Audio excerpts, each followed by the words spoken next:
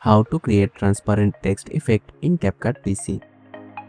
First, go to the library, find black background and add to the timeline. Now open the text tab and create a new text to the timeline. Increase the text duration according to your video. Edit the text. Change the font and size to your preference. Now select the both text and background layer. Right click, click on create compound clip. Now import your video.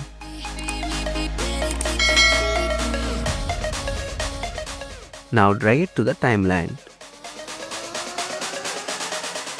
Now adjust the video duration according to the text layer. Select the text layer. Go to the video tab from the right side. Scroll down, find the blend option. Change the blend mode from normal to multiply. Let's see the preview. So that's how you can create transparent text effect in Capcut PC. Thanks for watching.